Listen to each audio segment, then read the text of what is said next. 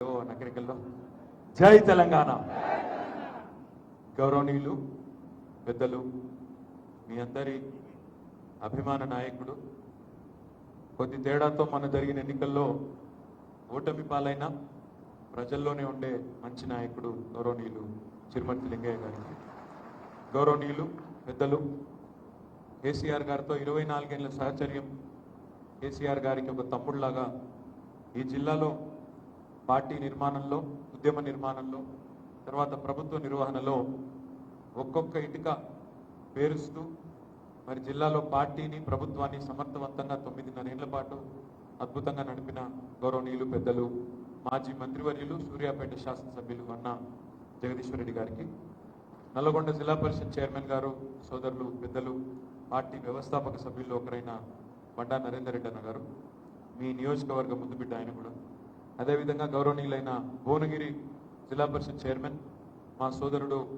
ఎలిమినేటి సందీప్ రెడ్డి గారికి, భువనగిరి నేనైతే కాబోయే పార్లమెంట్ సభ్యుడే అనుకుంటా ఉన్నా, భువనగిరి కాబోయే పార్లమెంట్ సభ్యులు గౌరవనీయులు పెద్దలు యామ మల్లేశన్న గారు, మా సోదరులు కార్మిక విభాగం అధ్యక్షులు రాంబాబు యాదవ్ గారు, గౌరవనీయులు రాజ్యసభ మాజీ సభ్యులు సూర్యాపేట జిల్లా బీఆర్ఎస్ పార్టీ అధ్యక్షులు బడుగుల లింగయ్య యాదవ్ గారు, గౌరవ తుంగతుర్తి మాజీ శాసనసభ్యుడు తమ్ముడు యాదరి కిషోర్ గారు, పెద్దలు ఈ నియోజకవర్గ ముద్దుబిడ్డ, ఉద్యమంలో దాదాపు 70-75 రోజులు ఆనాడు పీడీ యాక్ట్లో జైలు జీవితం గడిపినా కూడా వెరవకుండా పోరాటం చేసిన ఉద్యమ నాయకుడు డాక్టర్ చెరుకు సుధాకర్ అన్న గారు, మరొక తమ్ముడు ఉద్యమకారుడు దూదిమెట్ల బాలరాజు గారు, వేదికపై నాశీనులైన గౌరవనీయులైన మండల ప్రజా పరిషత్ అధ్యక్షులు, గౌరవ జెడ్పీటీసీలు, గౌరవ మండల పార్టీ అధ్యక్షులు, సీనియర్ నాయకులు, మున్సిపల్ చైర్మన్ గారు, అదేవిధంగా గౌరవ కౌన్సిలర్లు,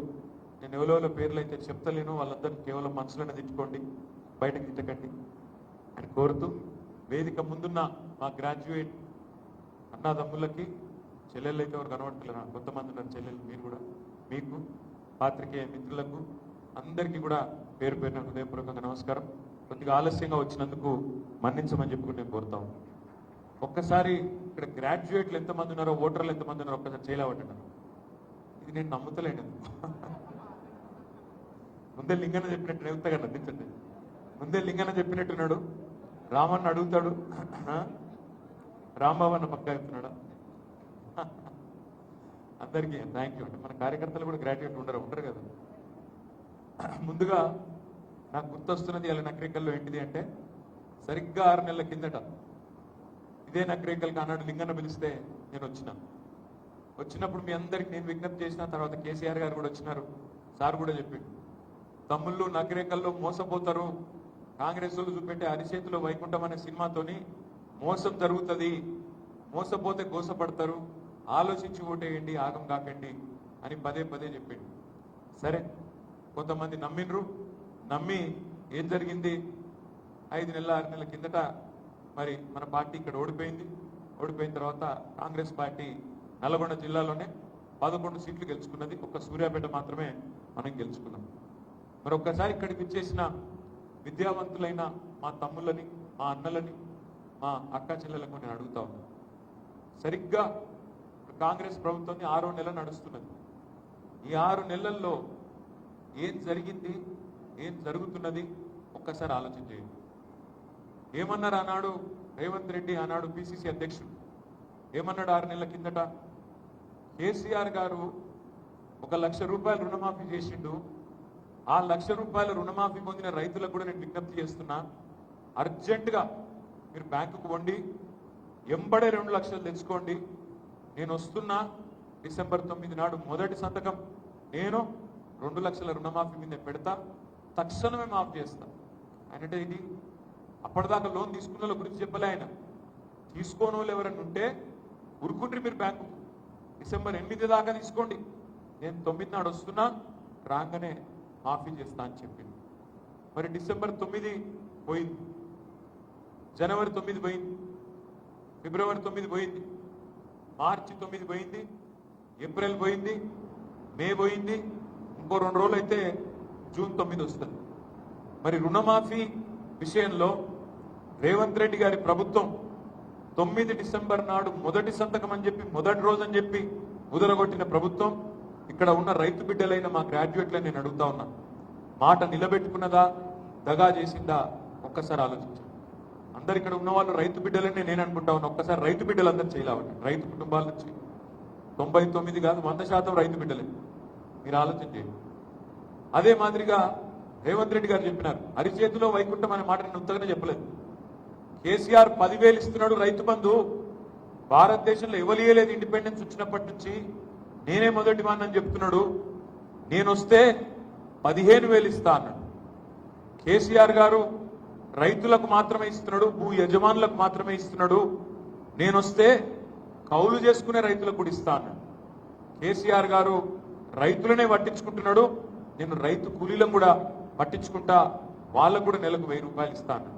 ఎన్నింటికి మించి నేను వచ్చిన తర్వాత కాంగ్రెస్ ప్రభుత్వం రాగానే 500 రూపాయల బోనస్ క్వింటాల్కి ఇస్తా అని చెప్పడమే కాకుండా కాంగ్రెస్ మేనిఫెస్టోలో పెట్టిండు.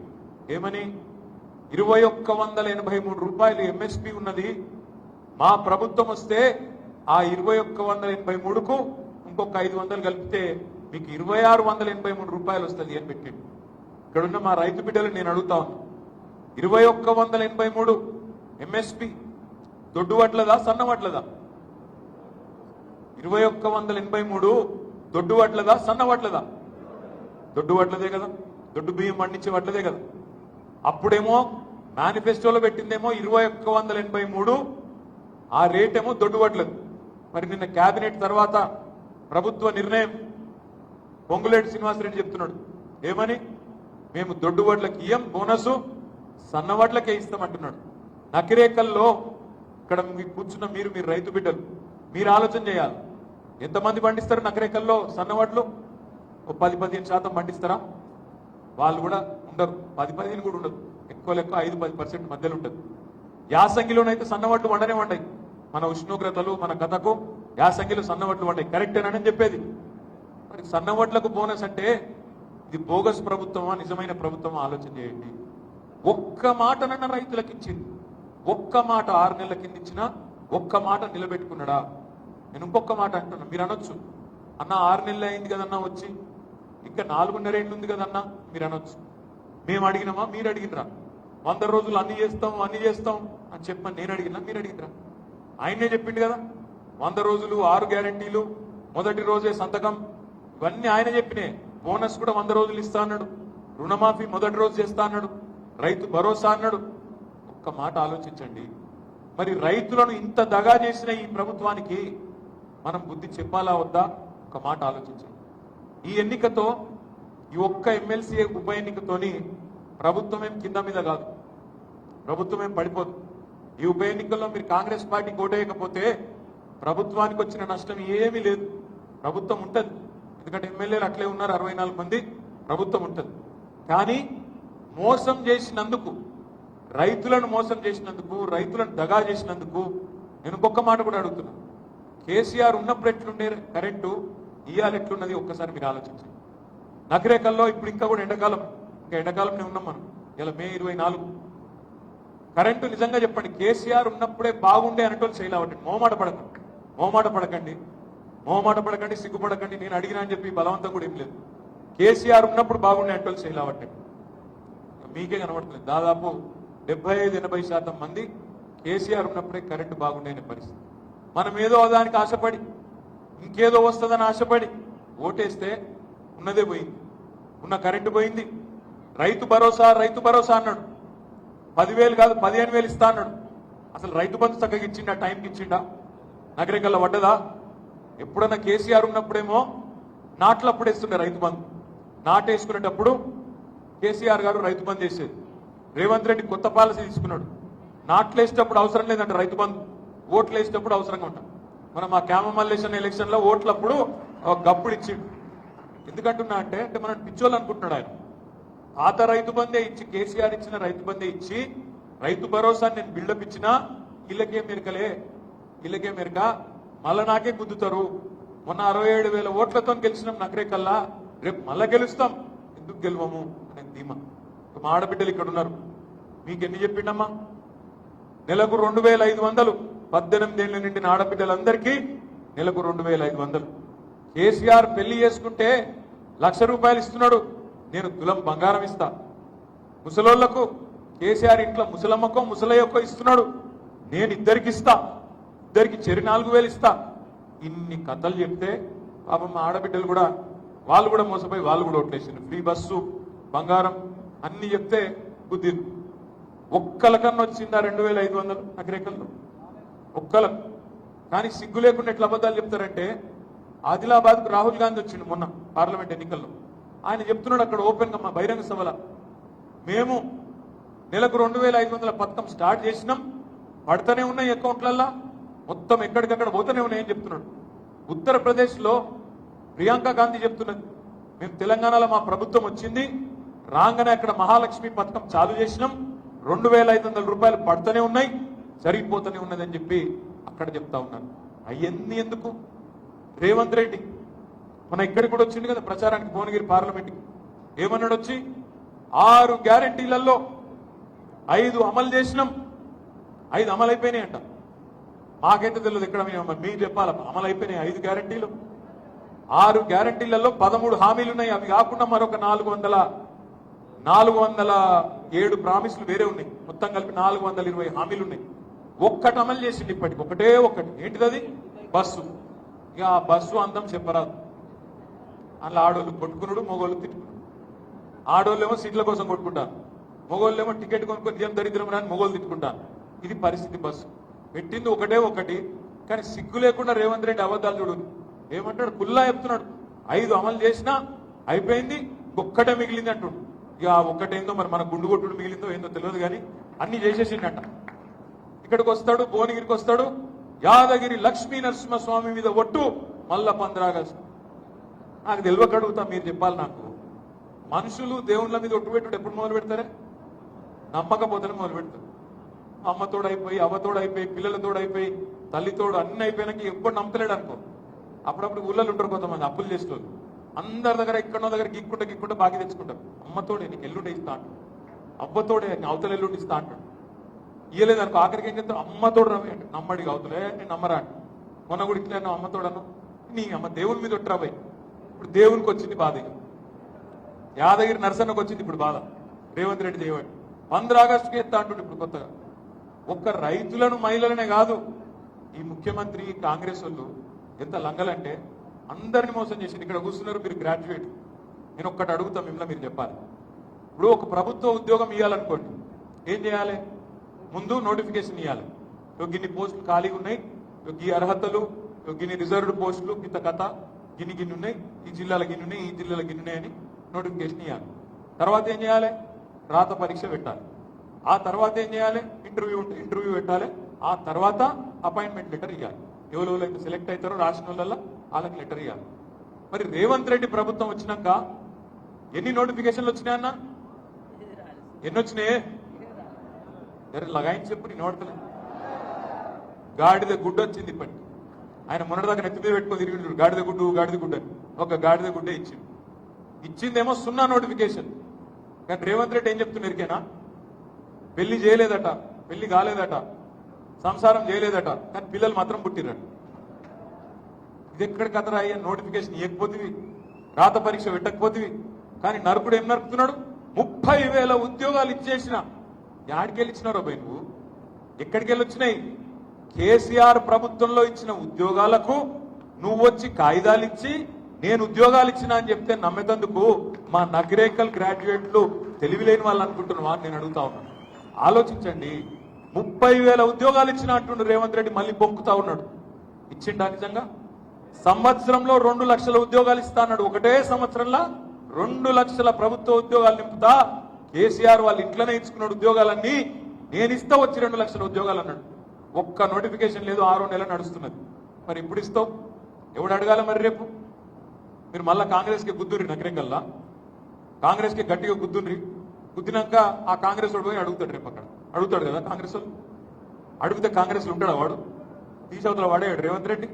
ఎవడన్నా కాంగ్రెస్ తోకాడిచ్చిండు అనుకో, మీరు రాజగోపాల్ రెడ్డి తోకనే కట్టి చేసిన పాపం, ఆయననే తోక కట్ అయిన పిల్లలెక్క తిరుగుతున్నాడు రేవంత్ రెడ్డి వెనకాల. అంటే నేను ఎందుకంటున్నా అంటే, ఇది వరకు ఇదివరకు ఎట్లుండే పరిస్థితి? కేసీఆర్ గారు ఉన్నప్పుడు మంత్రులో ఎమ్మెల్యేలో మీరు చెప్తే అన్నయ్య ఈ సమస్య ఉంది చూడండి అంటే కనీసం పోయి అక్కడ మాట్లాడే పరిస్థితి. రేవంత్ రెడ్డి ప్రభుత్వం వచ్చినాక ఏంది? యువన్ దుకాణం వాంది, వెంకటరెడ్డి దుకాణం వెంకటరెడ్డిది, రాజగోపాల్ దుకాణం రాజగోపాల్ది, ఉత్తమ్ కుమార్ రెడ్డి దుకాణం ఉత్తమ్ కుమార్ రెడ్డిది. ఒకళ్ళకొలకు శృతి ఉండదు. ఎవరి ట్యాక్స్ వాంది, ఎవరి దుకాణం వాంది, ఎవరి లెక్క వాంది, ఎవడు ఆడ పడతాడా ఎవడు పోయి ఎక్కుదామా కూర్చొనే ఆలోచన తప్ప మేము ఇదే చెప్పినాం. మీకు ముందు చెప్పినాం, ఇదంతా కూడా చెప్పినాం. మీరు ఇల్లే, మీరంటే మీరు కాదు, నగరికల్లో ఓటర్లు ఇల్లే. నేను మీ అందరితో ప్రార్థించేది ఏంటంటే 2 లక్షల ఉద్యోగాలు 2 లక్షల ఉద్యోగాలు ఏవి అని అడగాలంటే ఎవరిని పెట్టి ఎవరు ఉండాలి అక్కడ? బీఆర్ఎస్ ఉండాలనా, కాంగ్రెస్ ఎమ్మెల్సీ ఉండాలన్నా అడగండి, ఆలోచించండి. ఇంకొక మాట కూడా నేను మీకు చెప్పాలి.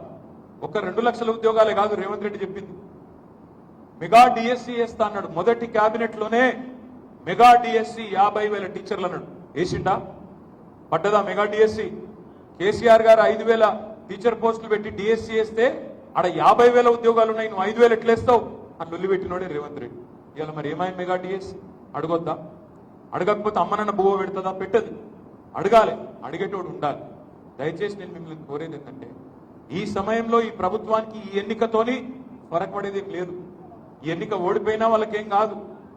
కానీ మనం ఓడిపోతే ఏం జరుగుతుంది? గ్రాడ్యుయేట్లకు నేను 2 లక్షల ఉద్యోగాలని చెప్పినా ఇయ్యలే, అయినా నాకే ఓటేసిండ్రు. నిరుద్యోగ వృత్తి 4,000 అని చెప్పినా ఇయ్యలే, 100 రోజుల్లో ఇస్తా అన్నా ఇయ్యలే. మా ఉప ముఖ్యమంత్రి బట్టి విక్రమార్క మేమెప్పుడు చెప్పినామన్నాడు, అయినా నాకే కుద్దిండ్రు. ప్రవేశ పరీక్ష రుసుము పెట్టా అన్నాడు, ఎంట్రన్స్ టెస్ట్లకు నేను ఫీజు పెట్టా అన్నాడు, మేనిఫెస్టోలో పెట్టిండు. కేసీఆర్ ఉన్నప్పుడు టెట్ టీచర్ ఎలిజిబిలిటీ టెస్ట్ ఎవరు రాసిరా ఇక్కడ? కేసీఆర్ ఉన్నప్పుడు ఫీజు ఎంత ఉండే తమ్మి? 400. ఇప్పుడు రేవంత్ రెడ్డి వచ్చినాక ఎంత అయింది టెట్ ఫీజు? 2,000 అయింది. 400 కేసీఆర్ ఉన్నప్పుడు రేవంత్ రెడ్డి ఏమన్నాడు? అసలు ఫీజే పెట్టా తీసేస్తా అన్నాడు. ఇప్పుడు ఎంత పెంచిండు మరి? 5 రెట్లు పెంచి 500% పెంచి 2,000 పెట్టిండు. మోసం ఎట్లుంటుందంటే ఇంకొక ఇట్లుంటుంది. ఓడ మీద ఉన్నప్పుడు ఓడమల్లన్న, ఒడ్డుకెక్కినాక ఓడమల్లన్న. ఇప్పుడు మళ్ళీ నగరికల్లో ఉన్న విద్యావంతులను నేను అడుగుతున్నాను, మరి అడగాలి ఎవడు రేపు అక్కడ? మళ్ళీ మీరు ఓట్లు కాంగ్రెస్కి వేస్తే అడిగే గొంతు ఉంటుందా? ఇంకొక మాట కూడా నేను మిమ్మల్ని ప్రార్థిస్తా ఉన్నాను. ఇవాళ మన పార్టీ నుంచి, బీఆర్ఎస్ పార్టీ నుంచి కేసీఆర్ గారు బాగా ఆలోచించి ఒక మంచి వ్యక్తిని టికెట్ ఇచ్చింది. ఆ పిల్లగాని పేరు ఇవాళ లేడు, దురదృష్టవశాత్ క్యాండిడేటు ఆయన ఖమ్మంలో తిరుగుతున్నాడు. ఎందుకంటే 34 నియోజకవర్గాల్లో ఎన్నిక కాబట్టి ఆయనకు రావాలని ఉండే, మనస్ఫూర్తిగా మీతో కలవాలని ఉండే. దురదృష్టవశాత్తు ఈరోజు ఆయన పాపం ఖమ్మంలో ఎక్కడో మదిర సత్తుపల్లి అంతా తిరుగుతూ ఉన్నాడు, దూరంలో ఉన్నాడు కాబట్టి రాలేకపోతున్నాను మీకు చెప్పమన్నాడు. ఆయన తరఫున అందుకే నేను, జగదీష్ అన్న, మన లింగన్న అందరం కూడా మీ దగ్గరకు వచ్చినాం. తమ్ముడు రాకేష్ రెడ్డి, ఆయన పేరు ఏనుగుల రాకేష్ రెడ్డి. ఈ ఏనుగుల రాకేష్ రెడ్డి ఎవరు? ఆయన గురించి ఒక్క నిమిషం పరిచయం చేయాలి. ఏనుగుల రాకేష్ రెడ్డి అనే అబ్బాయి 39 ఏళ్ల వయస్సు. ఆ పిల్లగాడు ఒక రైతు కుటుంబంలో, మీలాగనే ఒక సామాన్య రైతు కుటుంబంలో వరంగల్ జిల్లాలో వర్ధనపేట నియోజకవర్గంలో పుట్టిండు. వాళ్ళ తండ్రి గారు కానీ ఇంకొకరు కానీ రాజకీయాలు ఎవరు లేరు. తండ్రి రైతు, ఒక సామాన్య రైతు. ఆ ఊర్లో పెరిగిండు, వంగా పహాడ్ అనే ఊరు. చదువుకున్నాడు. రైతులందరూ చెప్తారు తమ బిడ్డలకు, చదువుకో బిడ్డ, నువ్వన్న ఉద్యోగం చేయని చెప్తారు. చదువుకున్నాడు, 10th క్లాస్ డిస్టింక్షన్లో పాస్ అయ్యిండు. తర్వాత ఇంటర్మీడియట్ స్టేట్ ర్యాంక్ కొట్టిండు, 9వ ర్యాంక్ కొట్టిండు ఇంటర్మీడియట్లో. స్టేట్ ర్యాంక్ వచ్చింది, మంచి మార్కులు వచ్చినాయి. బిట్స్ పిలాని అని ఒక సంస్థ ఉంటుంది, చాలా ప్రతిష్టాత్మకమైన ఇంజనీరింగ్ కాలేజ్. ఐఐటీల తర్వాత అంత ప్రతిష్ట ఉన్న ఇన్స్టిట్యూట్ బిట్స్ పిలాని, రాజస్థాన్లో ఉంటుంది. అక్కడ సీటు సంపాదించి అక్కడ పోయిండు. 4 ఏళ్ల పాటు అక్కడనే ఇంజనీరింగ్ చేసిండు. తర్వాత 2 ఏళ్ల పాటు అక్కడనే ఎంబీఏ కూడా చేసిండు. ఎంబీఏలో గోల్డ్ మెడల్ సాధించిండు ఆ ఇన్స్టిట్యూట్లో. ఇంత ఉన్నతమైన విద్యావంతుడు మన అభ్యర్థి. గోల్డ్ మెడల్ సాధించినాక వెంటనే రాజకీయాలకు రాలే. వెంటనే అమెరికా వాళ్ళు మంచి గోల్డ్ మెడలిస్ట్ కదా అని చెప్పి ఆ పిల్లగాడికి ఉద్యోగం ఇచ్చింది. అమెరికాలో మీరు వాడుతుంటారు, ఫేస్బుక్ వాడతారు కదా, ఆ ఫేస్బుక్ అనే సంస్థలో పిల్లగాడు ఉద్యోగం చేసింది. సిటీ బ్యాంక్ అని ఇంకో సంస్థ ఉంటుంది, అది కూడా అంతర్జాతీయంగా చాలా పేరున్న సంస్థ. అక్కడ కూడా ఉద్యోగం చేసిండు. 7 ఏళ్ళు పనిచేసిండు. 7 ఏళ్ళు అమెరికాలో పనిచేసినాక 2012వ సంవత్సరంలో ఇక్కడ తెలంగాణ ఉద్యమం పతాక శీర్షికన ఇక అప్పుడు ఊగిపోతున్న టైంలో నేను నా తెలంగాణకు పోతా, నేను కూడా పనిచేస్తా తెలంగాణ ఉద్యమంలో అని చెప్పి తిరిగి వచ్చి మరి తెలంగాణ ఉద్యమంలో, ప్రజా జీవితంలో అడుగుపెట్టి ఈ 10-12 ఏళ్ళు కష్టపడితే ఇవాళ కేసీఆర్ గారు గుర్తించి మంచి పిల్లగాడు ఉన్నాడు, చదువుకున్నాడు ఉన్నాడు, గోల్డ్ మెడలిస్ట్ ఉన్నాడు, ఒక రైతు బిడ్డ ఉన్నాడని చెప్పి ఆయనను తీసుకొచ్చి ఇవాళ మీకోసం విద్యావంతుల అభ్యర్థిగా మేము నిలబెట్టినాం గ్రాడ్యుయేట్ ఎమ్మెల్సీ. సరే, మా అభ్యర్థి పరిచయం ఇది. మరి కాంగ్రెస్ అభ్యర్థి ఎవరే? తెల్లారి లేస్తే బూతులు, ఆ న్యూస్ ఛానల్ ఆన్ చేస్తే చాలు, అది యూట్యూబ్ చాలు చేస్తే బూతులు, తిట్లు. తెల్లారి లేస్తే ఇక పెద్దవాళ్ళని తిరిగితే పెద్దోన్న అయిపోతా అనుకొని ఇష్టం వచ్చిన తిట్లు, ఇష్టం వచ్చిన కథలు. కానీ ఆయన గురించి కూడా రెండు పరిచయ వాక్యాలు నేను చెప్పాలి. ఇది నా పరిచయం, నేను చేస్తున్న పరిచయం కాదు, ఆన్లైన్ ఉంది, మీరు డౌన్లోడ్ చేసుకోవచ్చు. ఆయన సొంత అఫిడవిట్ ఎలక్షన్ కమిషన్ వెబ్సైట్లో ఉంది. తీన్మార్ మల్లన్న అనే వ్యక్తి ఆయన ఎవరు అని ఆయనే చెప్పుకున్నాడు. ఆయన అఫిడవిట్లో ఏం చెప్పిండల్లా, తీన్మార్ మల్లన్న గారి మీద ఎవరినైతే కాంగ్రెస్ పార్టీ చాలా పరిశోధించి దేవులాడి ఇంతకంటే గొప్పోడు లేడు మా పార్టీలో అని చెప్పి తీసుకొచ్చి పెట్టినరో ఒక తీన్మార్ మల్లన్న ఎవరు అంటే, ఆయన అఫిడవిట్ ప్రకారమే ఆయన మీద 56 క్రిమినల్ కేసులు ఉన్నాయి. ఒకటి కాదు, రెండు కాదు, 56 క్రిమినల్ కేసులు ఉన్నాయి. క్రిమినల్ కేసులు అంటే ఎటువంటి కేసులు? ఆడపిల్లల ఫోటోలు గూగుల్లోకి వెళ్ళి డౌన్లోడ్ చేసుకొని వాటిని మార్ఫింగ్ చేసినందుకు కొన్ని కేసులు, బ్లాక్మెయిల్ దందాలు చేసి బెదిరించి పంచాయతీలు సెటిల్మెంట్లు చేస్తే ఒక కుటుంబం ఆత్మహత్య చేసుకోకపోతే అబెట్మెంట్ ఆఫ్ సూసైడ్ కింద ఇంకొక కేసు, మీకు అనుమతి లేకుండా, మీ పర్మిషన్ లేకుండా మీ ఫోన్ నంబర్లు, మీ ఈమెయిల్ అడ్రస్లు ఆయన యూట్యూబ్లో, ఫేస్బుక్లో పెట్టినందుకు మరికొన్ని కేసులు. ఇట్లా 56 క్రిమినల్ కేసులు, 74 రోజులు చెంచల్గూడలో జైలు శిక్ష అనుభవించిన వ్యక్తి తీన్మార్ మల్లన్న. మన సుధాకరణ లెక్క ఆయన తెలంగాణ ఉద్యమంలో జైలు పోలే. ఆయన వెయ్యి దొంగ పనులు చేసి, లంగ పనులు చేసి, వాని బెదిరించి వీని బెదిరించి జైలుకి పోయి 74 రోజులు ఉన్నాడు. మరి మీరు ఆలోచించాలా, పట్టభద్రులకు ఎవరు ప్రతినిధి కావాలి? ఒక గోల్డ్ మెడలిస్టు రైతు కుటుంబం నుంచి వచ్చి అమెరికా దాకా పోయి అక్కడ ఆ ఉద్యోగాన్ని లక్షలు సంపాదించే ఉద్యోగాన్ని విడిచిపెట్టుకొని ఇక్కడికి వచ్చి మీకోసం కష్టపడుతున్న రాకేష్ రెడ్డి కావన్నా, లేదా తెల్లారు లేస్తే బ్లాక్మెయిల్ దందాలు, ఇష్టం వచ్చిన బూతులు, పెద్దల సభను రేపు బూతుల సభగా మార్చే ఈ వ్యక్తి కావాలన్నా మీరు ఆలోచించండి. దయచేసి మీతో ప్రార్థన ఒకటి, ఈ ఎన్నికతో కాంగ్రెస్ ప్రభుత్వమే కూలిపోదు. మీరు ఎమ్మెల్సీగా మనం గెలవంగానే కాంగ్రెస్ పార్టీ కిరీటమే పడిపోదు. కానీ ఏం జరుగుతుంది? రేపు బీఆర్ఎస్ గెలిస్తే ఇదే ఏనుగుల రాకేష్ రెడ్డి ఒకటే పనిచేస్తాడు రేపటి నుంచి. ఏమైంది నీ 2 లక్షల ఉద్యోగం, ఏడబైనాయి నీ ప్రభుత్వ ఉద్యోగాల నోటిఫికేషన్లు అని గల్లా బట్టి రేపటి రోజున రేవంత్ రెడ్డిని శాసన మండలిలో అడిగే దమ్మున్న తమ్ముడు రాకేష్ రెడ్డి. అవతల కాంగ్రెస్ ఆయన గెలిస్తే మళ్ళా మంత్రి పదవి కోసమో ఇంకో పదవి కోసమో రేవంత్ రెడ్డి కాడ పైరవి చేసుకోవాల్సిందే తప్ప ప్రశ్నించే పరిస్థితి ఉంటుందా? ఆలోచించండి. ఈ సమయంలో ప్రభుత్వం 10% టర్మ్ పూర్తయింది వాళ్ళది. 5 ఏళ్లలో 10% టైం అయిపోయింది, 5 నెలలు అయిపోయింది, ఇంకా 90% ఉంది. అన్నం ఉడికిందా లేదా తెలుసుకుంటందుకు కుండ లోపల చేయి పెట్టవలసిన అవసరం లేదు, ఒక్క మెతుకు ముట్టుకుంటే తెలిసిపోతుంది. కాంగ్రెస్ ప్రభుత్వం ఆ ప్రాధాన్యత లేనిది, వీళ్ళ ఆలోచన లేనిది తెలుసుకుంటందుకు ఈ 5 నెలల పాలన సరిపోతుంది.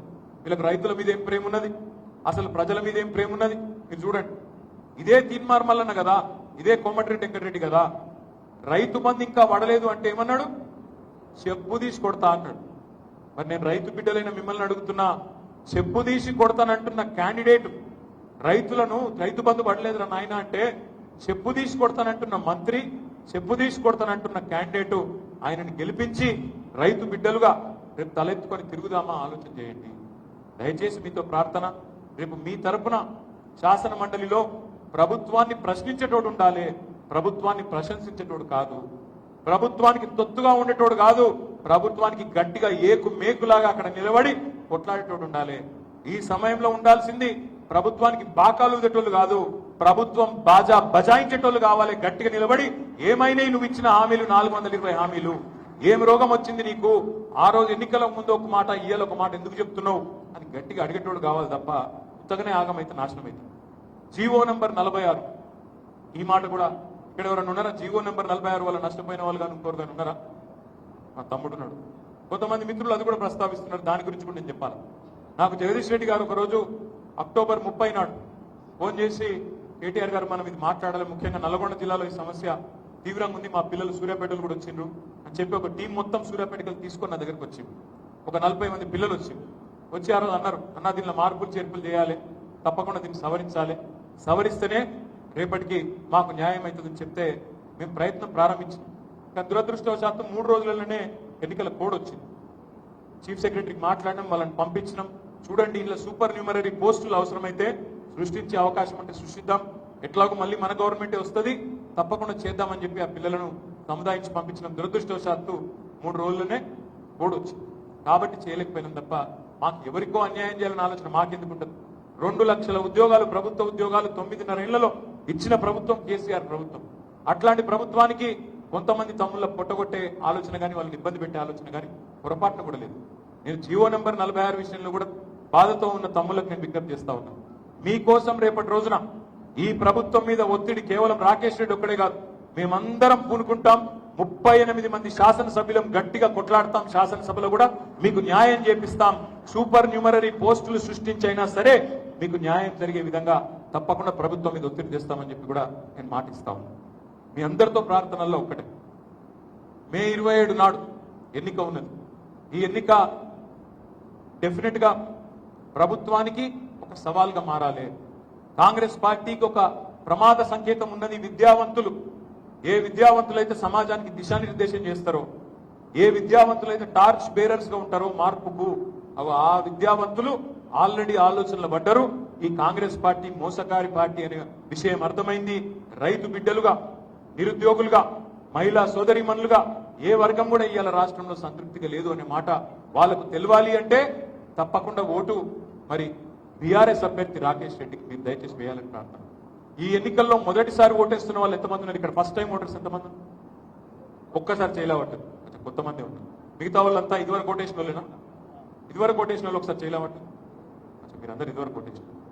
అయితే మీ అందరితో ప్రార్థన ఒకటే, ఇలా ఎన్నికల గుర్తులుండవు, కారు గుర్తు ఉండదు. ముఖ్యంగా మొదటిసారి ఓటేస్తున్నారు, కారు గుర్తు ఉండదు. ఇందులో వేరే గుర్తులే ఉండవు. ఇందులో కేవలం అభ్యర్థుల పేర్లు ఉంటాయి.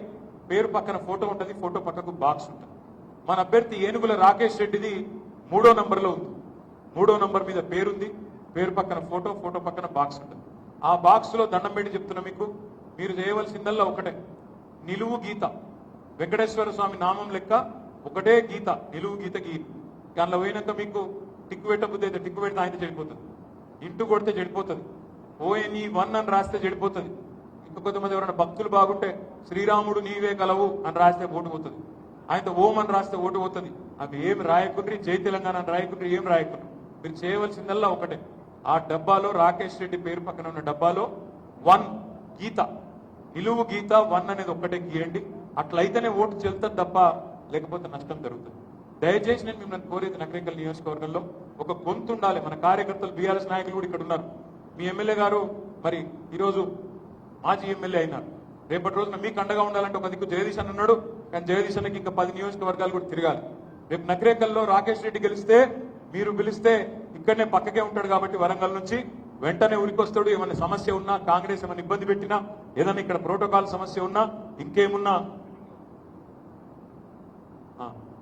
తప్పకుండా వెంటనే వస్తాడు. కాబట్టి దయచేసి ఆలోచించండి. ఇంకోటి మా నరేంద్ర అని చెప్తున్నాడు, మనం కూడా మన పెన్ను తీసుకుపోనికి ఉండదు, ఆ బూతులనే స్కెచ్ పెన్ ఉంటుంది, ఆ స్కెచ్ పెన్నే వాడాలి. మన జేబుల పెన్ను వాడితే కూడా ఓటు చెల్లదు. కాబట్టి వాళ్ళు ఇచ్చిన స్కెచ్ పెన్ తోని ఒకటే ఒక్క నిలువు గీత గీయాలి. ఒక్కసారి ఎడమ చేతితోని, ఒక్కసారి ఎడమ చేయి లావట్టండి, మూడు సంఖ్య చూపెట్టండి నాకు. కుడి చేయి కూడా లావట్టి 1 సంఖ్య చూపెట్టండి దయచేసి. ఇక మీ అందరితో ప్రార్థన ఒకటే, 3వ నంబర్లో రాకేష్ రెడ్డి 1వ ప్రాధాన్యత, ఫస్ట్ ప్రయారిటీ ఓటు. పక్కా నా ఓటు పక్కా అనేటోళ్ళు ఒక్కసారి చేయలేవట్టు పక్కా. అరే 3 చూపెడితే ఇట్లా పోయి 1 చూపెడితే. జై తెలంగాణ. అందరికీ ధన్యవాదాలు. 27 తారీఖు నాడు తప్పకుండా పోలింగ్ రండి, పాల్గొనండి, ప్రభుత్వానికి సందేశం ఇవ్వండి అని చెప్పి కూడా కోరుతూ జై తెలంగాణ.